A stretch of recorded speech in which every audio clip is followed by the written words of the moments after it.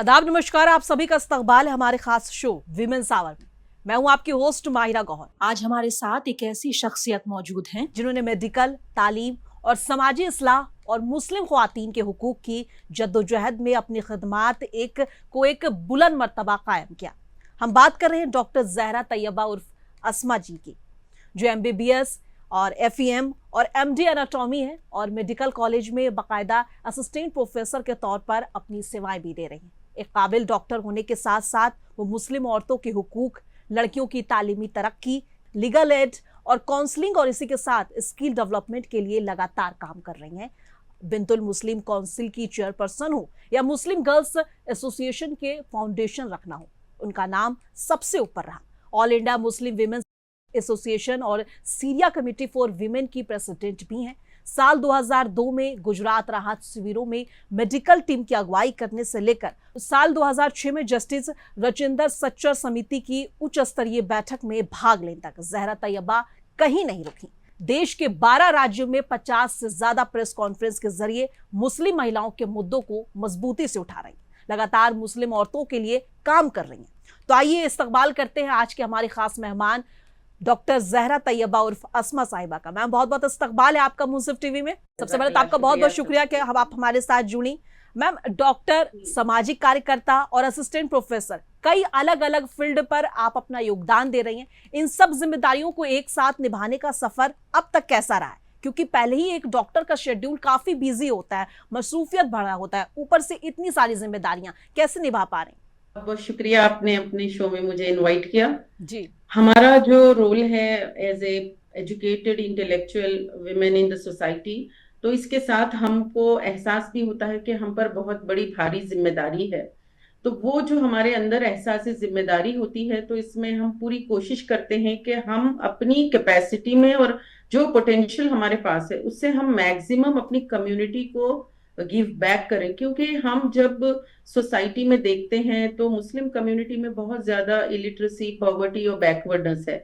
हम जब अपने कोलीग्स के साथ रहते हैं, मेडिकल कॉन्फ्रेंसेस अटेंड करते हैं, तो देखते हैं कि दुनिया बहुत तेजी से आगे बढ़ रही है और हम दोनों में जो डिवाइड है वो महसूस करते हैं। जो गैप है उसको फिल करने के लिए जो एहसास जिम्मेदारी अपने अंदर होता है, तो that gives us the boost and the motivation. तो जब से हम स्टूडेंट रहे हैं उस टाइम से हमने अपनी कम्युनिटी के इश्यूज को, एजुकेशनल हो या समाजी मसले हो, इन सबको बहुत गहराई से देखा है, समझा है, सॉल्व करने की कोशिश की है, रिप्रेजेंट किया है। और कई जगह जहां जहां जिस प्लेटफॉर्म पे मौका मिला हमने खिदमत और सर्विस भी दी है। तो इस एतबार से हम हैंडल कर रहे हैं सारी ड्यूटीज, रिस्पॉन्सिबिलिटीज को। ये सिर्फ अल्लाह का फजल है। कई सालों से मुस्लिम औरतों के हुकूक के लिए लगातार काम कर रही हैं। आज के दौर में आपको मुस्लिम औरतों के लिए सबसे बड़ी चुनौतियां क्या नजर आती हैं और उनके हक, हम कह सकते हैं कि उनका हल क्या है और हल के लिए क्या किया जाना चाहिए? सबसे पहली चीज तो देखिए, मुस्लिम विमेन नीड स्पेस। उनके अपने मसले हैं, जैसे कि उनके तालीमी मसाइल हैं, समाजी मसाइल हैं, माशी मसाइल हैं, और समाज में उनके हुकूक, उनके राइट्स जो उनको एज ए वाइफ के, एज ए डॉटर के, एज ए सिस्टर के उनको मिलने चाहिए। तो every front there is a challenge. और एक मुसलमान औरत इस वक्त जिस हालात में इस समाज में और हमारे मुल्क हिंदुस्तान में है, तो मल्टीपल चैलेंजेस के लिए उसको एक वॉरियर की तरह उसको फाइट करना होता है। तो ये जब तक के वो प्रोसेस से वो गुजरते नहीं, वो समझ नहीं पाते। It is not an easy road. Her step पे कुछ ना कुछ रोड ब्लॉक्स आते हैं। तो अगर हम समाज, सोसाइटी में एक ऐसा चेंज लाएं, सोशल ट्रांसफॉर्मेशन लाएं, और एक एजुकेशनल मूवमेंट हो, उसके साथ विमेन एम्पावरमेंट, साथ ही साथ सोशल एम्पावरमेंट और उनके राइट्स के लिए अगर बात हो और उनको स्पेस मिले।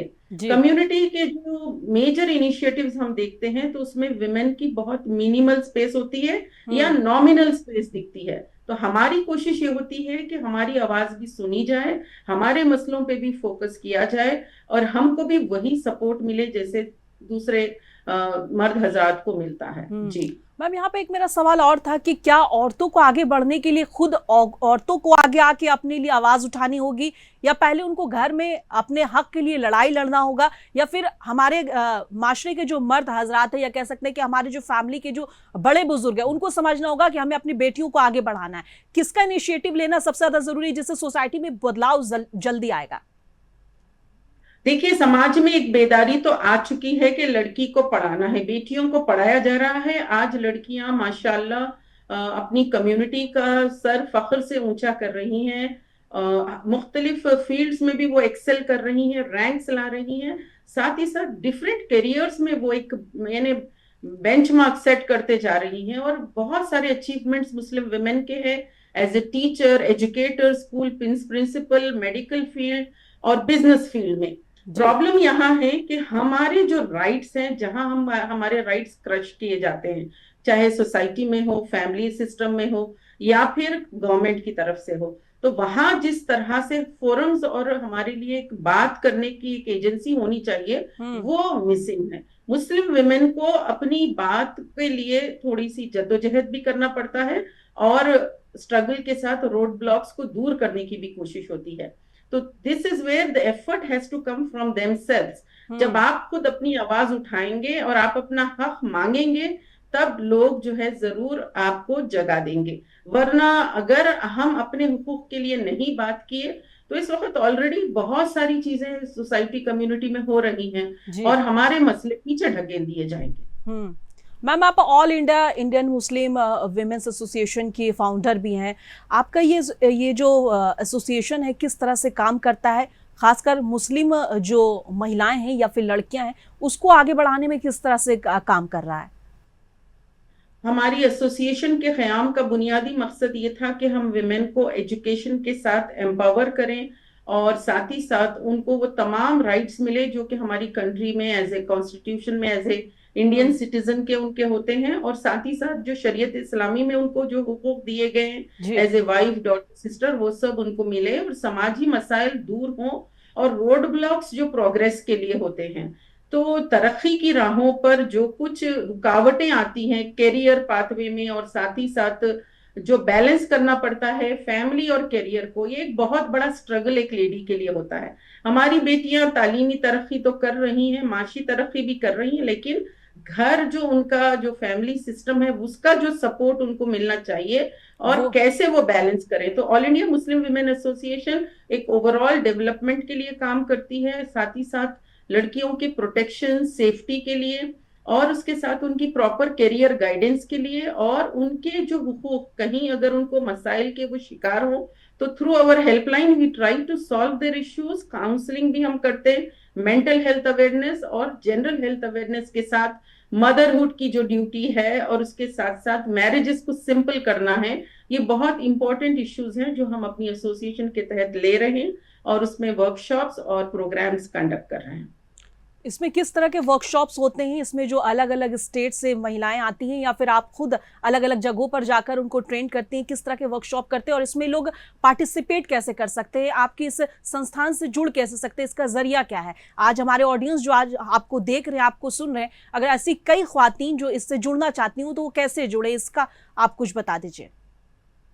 देखिए, all India Muslim women association के क़याम के अभी 3 साल हुए हैं। 2023 में हमने जुलाई में हैदराबाद में विमेन कन्वेंशन में इसको कायम किया था।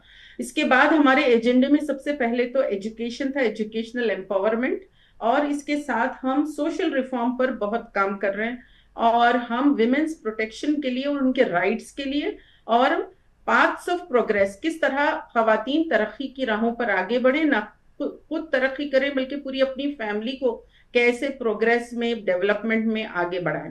तो इसके लिए हमने छोटे छोटे विमेन स्टडी सर्कल्स भी ऑर्गेनाइज किए, और साथ ही साथ हमने गेट टुगेदर्स और स्मॉल कॉन्फ्रेंसेस एंड वर्कशॉप्स, इसमें बहुत सारे टॉपिक्स हैं जिसको हम कवर करते हैं, ताकि विमेन के अंदर उनका एक ओवरऑल एम्पावरमेंट हो, उनके अंदर कम्युनिकेशन स्किल्स डेवलप हो, लैंग्वेज एम्पावरमेंट हो, साथ ही साथ वो अपनी सोसाइटी के रिफॉर्म के लिए एज ए लीडर के वो उठ खड़े हों, उनके अंदर लीडरशिप स्किल्स आए, कैपेसिटी बिल्डिंग हो, जो मुख्तलिफ आजकल हुनर की जरूरत होती है, कंप्यूटर स्किल्स की, लैंग्वेज स्किल्स की, और साथ ही साथ उनके अंदर थोड़ी सी अवेयरनेस हो सोसाइटी के प्रॉब्लम्स की, कि मैम कम्युनिटी की बैकवर्डनेस की वजूहात क्या है। तो इसमें हमने एक फोकस करके पॉवर्टी इरेडिकेशन प्रोग्राम बनाया। जी, पॉवर्टी इरेडिकेशन प्रोग्राम में हम विमेन को सारा फाइनेंशियल एम्पावरमेंट के लिए क्या क्या चीजों की जरूरत पड़ती है, उनको स्किल्स, बिजनेसेस, डिजिटल कैसे अपने ब्रांड को बनाएं और प्रमोट करें।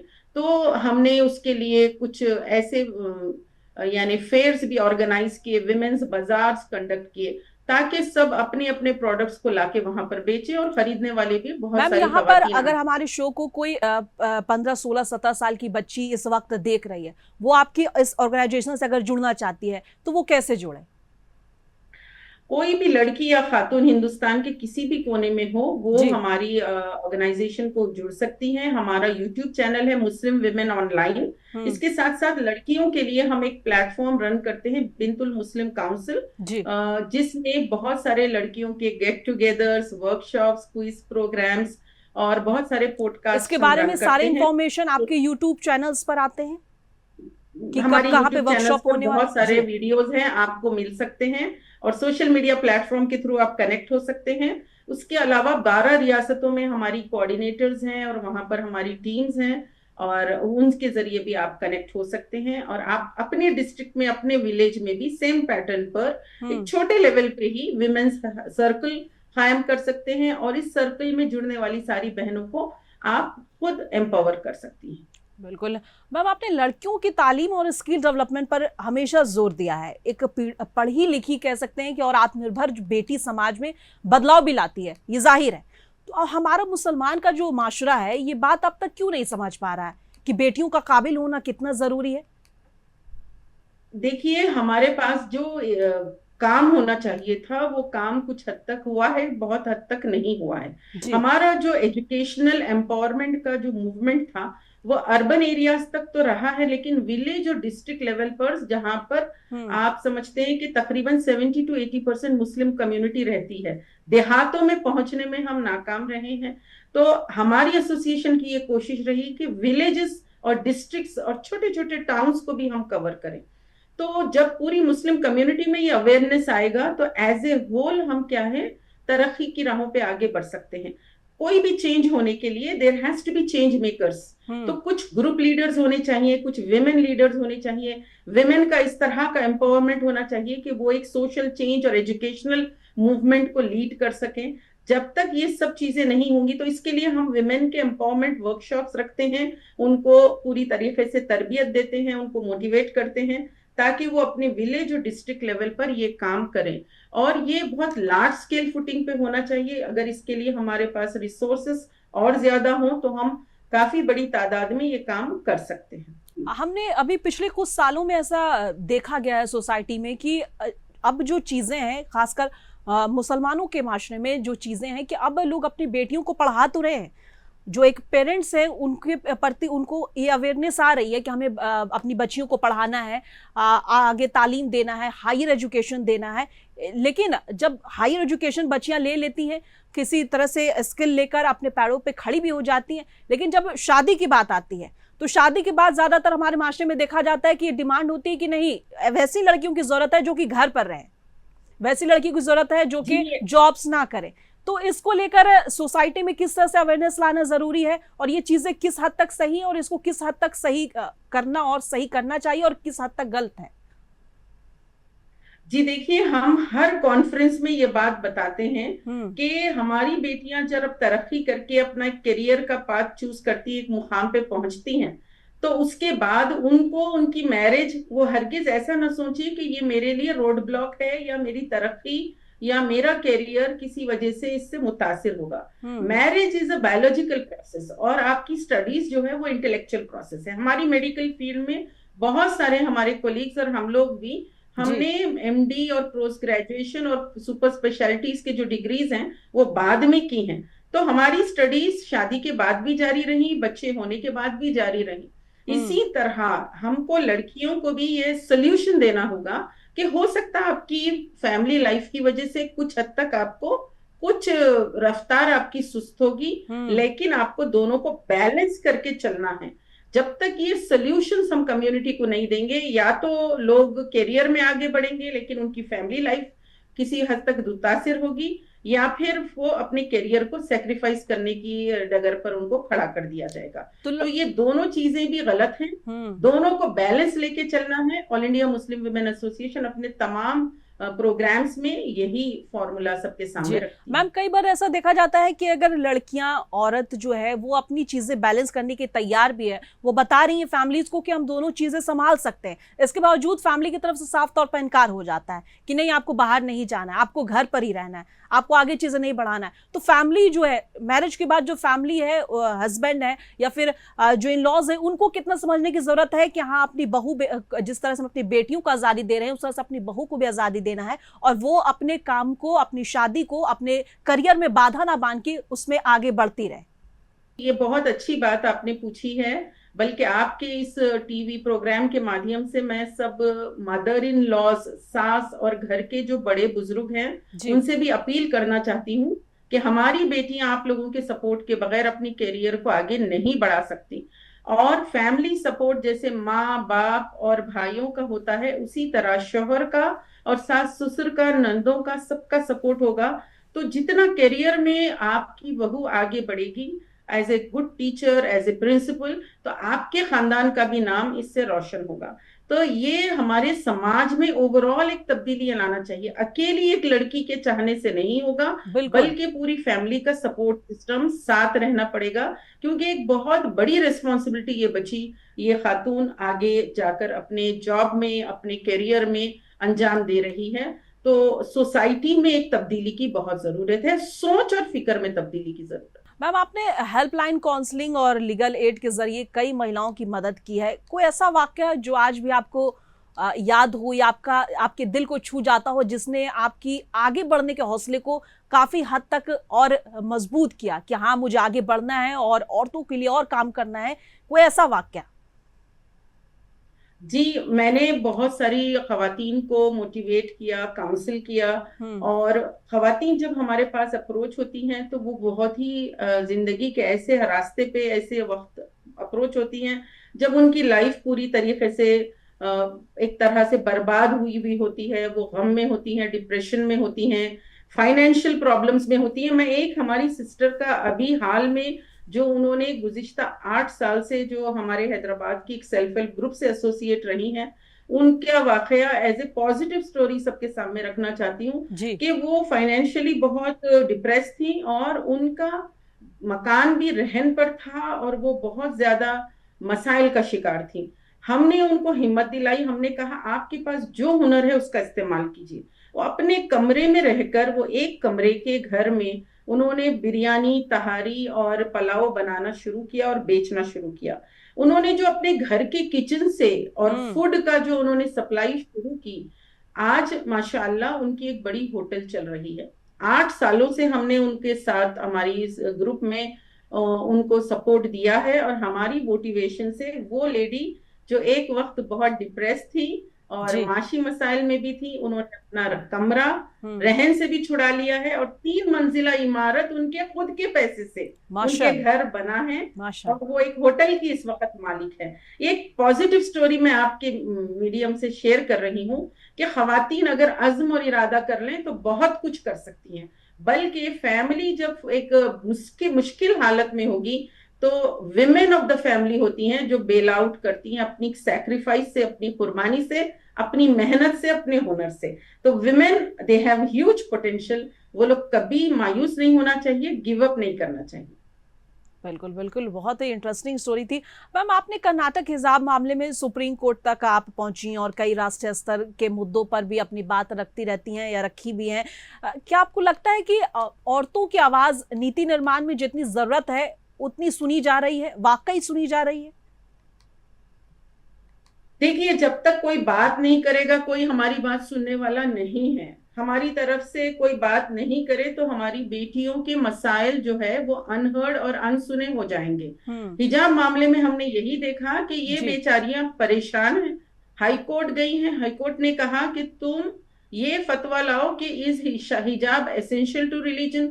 अब ये फिर उसकी एसेंशियलिटी का सर्टिफिकेट लेने उलमा के पास गई हैं।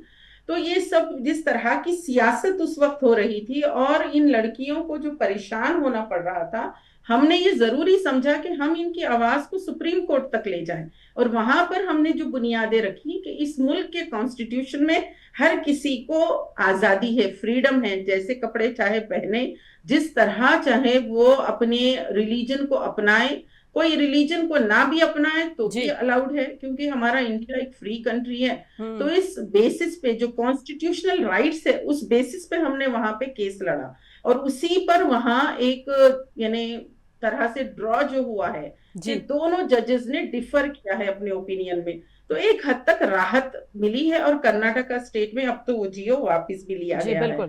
तो एक स्ट्रॉन्ग रेजिस्टेंस भी इन लड़कियों ने जाहिर किया और इनकी बात को प्रेजेंट करने के लिए कुछ यानी मुस्लिम इंटेलेक्चुअल विमेन ऑर्गेनाइजेशंस जब तक ना हो तो फिर जिस तरह से गवर्नमेंट के सामने अपनी बात रखना है वो नहीं हो पाएगा।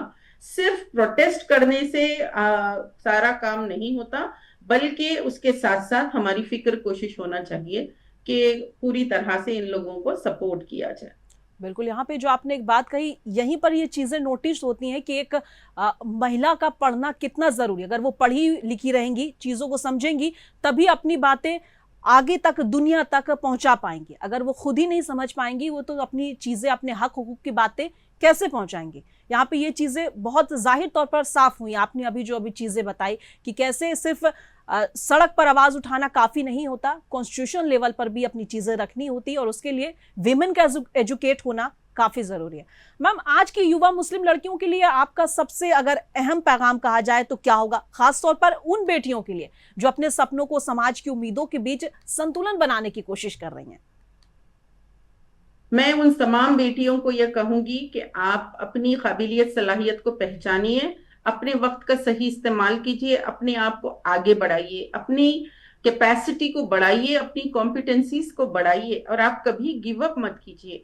जिंदगी में मुश्किल हालात जरूर आएंगे, लेकिन आपको एक दूसरे को सपोर्ट करना है, टीम बनाना है। कलेक्टिवली अगर स्ट्रगल करेंगे तो कभी कोई बहन कमजोर पड़ जाए, दूसरी बहन उसकी मदद करे। इसी तरह आप सेल्फ हेल्प ग्रुप्स बनाएं, सर्कल्स बनाएं, जहां पर आप लोग एक दूसरे से अपने आइडियाज शेयर करें, एक्सचेंज करें। छोटे छोटे आप यानी एजुकेशन के, कम्युनिटी डेवलपमेंट के, पॉवर्टी इरेडिकेशन के, सोशल अवेयरनेस के इनिशिएटिव्स लें। ये छोटे इनिशिएटिव्स जो आप लेंगे वो एक ग्रास रूट लेवल पर ह्यूज इम्पैक्ट क्रिएट कर सकते हैं। आपने अगर लोगों की सोच फिक्र बदली, समाज में शादियों को आसान करने और तालीम को अहमियत देने का ही एक इनकलाब इस वक्त बर्पा कर दिया, तो ये पूरी मुस्लिम कम्युनिटी के लिए ह्यूज ट्रांसफॉर्मेशन और चेंज होगा।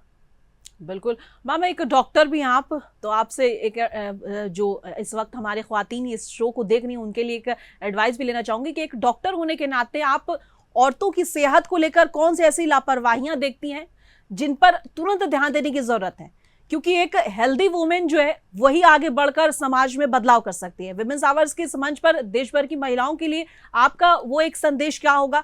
आने वाले वक्त में आप अपने मिशन को किस दिशा में ले जाना चाहेंगे, ये भी बताइएगा। देखिए, women must focus on their diet and nutrition. अपनी खुद की हेल्थ जब तक वो यानी प्रॉपर नहीं रखेंगी, अपनी डाइट एंड न्यूट्रिशन और उनकी मेंटल वेलबींग, दोनों चीजें बहुत इंपॉर्टेंट हैं। और थोड़ा सा पॉजिटिविटी की तरफ हमको आना चाहिए। मायूसी, नाउमीदी कुफ्र है। और आप जब अपनी कम्युनिटी की, सोसाइटी की और विमेन से कनेक्ट होंगे तो इससे आपको बहुत एनर्जी और इंस्पिरेशन मिलेगा। तो आपको जो है बहुत ज्यादा अपने हल्के से बाहर निकल के आने की जरूरत है, इंटरेक्ट करने की जरूरत है।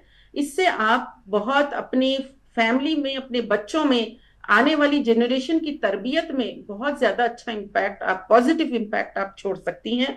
विमेन देखिए 3 जनरेशंस तक इम्पैक्ट रख सकती हैं। तो आपको बहुत सेहतमंद होना जरूरी है। Your health is important, your diet and nutrition is important, your mental wellbeing is very very important. Ma'am, जैसा कि आप काम कर रही हैं, जिस तरह की काम कर रही हैं विमेंस अवेयरनेस को लेकर, इसमें आप अगर आने वाले 5-10 सालों में अगर हम बात करें तो आगे वाले 5-10 सालों में इसमें आपके मिशन में लेकर और क्या चीज़ें शामिल हैं जो आप यहाँ पे अगर शेयर करना चाहेंगी कि इस तरह से आप आगे 5-10 सालों में काम कर सकती है, जिससे इतनी प्रतिशत महिलाओं को जो है वो लाभ मिलेगा और वो अपने आप में एम्पावर होंगी और एक आगे चल के एक पावरफुल वुमेन के तौर पर सोसाइटी में उभर के आएंगी? देखिए, हमारी कोशिश है कि हमारे मुल्क हिंदुस्तान के कोने कोने में जहां कहीं मुस्लिम बहन बेटी हो, उन तक हमारा पैगाम पहुंचे। हम उनको ये मैसेज देना चाहते हैं कि आप इम्पोर्टेंट हैं, आपका वक्त इम्पोर्टेंट है, आपके पास सलाहियतें हैं। अल्लाह ताला ने किसी को भी बेकार या अबस नहीं पैदा किया। आप अपने पोटेंशियल को पहचानिए, अपने आप को एम्पावर कीजिए। It is important to empower. और आपके पास जो भी स्किल होगा, आपके पास नॉलेज इंफॉर्मेशन है, आपके पास जो भी हुनर है, सिलाई का हुनर है, पकवान का हुनर है, आपके पास कम्युनिकेशन स्किल्स हैं, कंप्यूटर स्किल्स हैं, ये सब आपके लिए सर्वाइवल स्किल्स हैं। और आप पॉजिटिव रहिए, अपने आप को रिसोर्स पर्सन बनाइए, समाज और सोसाइटी में सर्विस के लिए अपने आप को हमेशा तैयार रखिए, खिदमत की नीयत रखिए। जैसे नमाज, रोजा, ज़कात, हज ये इंपॉर्टेंट है, इसी तरह कम्युनिटी सर्विस भी बहुत बड़ा अजर और सवाब का काम है। इसको समझते हुए हमेशा अगर अपने आप को आप एम्पावर करते जाएंगे, दुनिया इस वक्त तरक्की कर रही है और computer knowledge, information, AI, artificial intelligence का जो ये दौर है, इसमें जब तक हम लोग अपने हुनर को आगे नहीं बढ़ाएंगे, स्किल अपग्रेड नहीं करेंगे, अपने जो भी मालूमात है उसको यानी ज्यादा लेटेस्ट से यानी अपने आप को एम्पावर नहीं करेंगे, तो फिर हम पीछे रह जाएंगे। और जो पीछे रह जाएंगे उनके हुकूक भी क्रश किए जाएंगे। तो अपनी राइट्स के लिए भी आपको बात करना है, अपनी सेफ्टी के लिए भी आपको आगे बढ़ के आना है, अपनी दर्द और तकलीफ भी आपको खुद को सुनाना है, किसी का इंतजार नहीं करना है। जो आपका हक है उसके लिए आप जरूर सलीके से एक प्रॉपर यानी जो हमारे कॉन्स्टिट्यूशन में एक मेथड तरीका है, उन तमाम चीजों का इस्तेमाल करते हुए लोकल एजेंसी से लेकर आपके एडमिनिस्ट्रेशन से लेकर जो भी मैनेजमेंट से उनको आप प्रॉपरली रिप्रेजेंट करें, ताकि आपके राइट्स को क्रश ना किया जाए। बिल्कुल बिल्कुल, बहुत बहुत शुक्रिया मैम हमसे जुड़ने के लिए। डॉक्टर ज़हरा तैयबा साहिबा, आपने आज सिर्फ अपनी तजुर्बे की हमारे साथ जो साझा किए हैं उससे बल्कि उम्मीद आती है, हौसले और खिदमत का एक ऐसा पैगाम आपने जो दिया है कि हर बेटी, हर औरत पूरे समाज के लिए एक रोशनी की तरह है। आपकी बातें एहसास दिलाती हैं कि आप इल्म, हिम्मत और खुलूस साथ हो तो बदलाव सिर्फ एक ख्वाब नहीं बल्कि हकीकत बन जाता है। मैं अपने तमाम ऑडियंस से कहना चाहूँगी कि अपनी सेहत, अपनी तालीम और अपने हुकूक को कभी नज़रअंदाज मत कीजिए, क्योंकि एक मजबूत औरत ही एक मजबूत समाज की बुनियाद होती है। फिर मिलेंगे एक विमेंस आवर के नए शो में और नए मेहमान के साथ। तब तक के लिए देखते रहें मुंसिफ टीवी।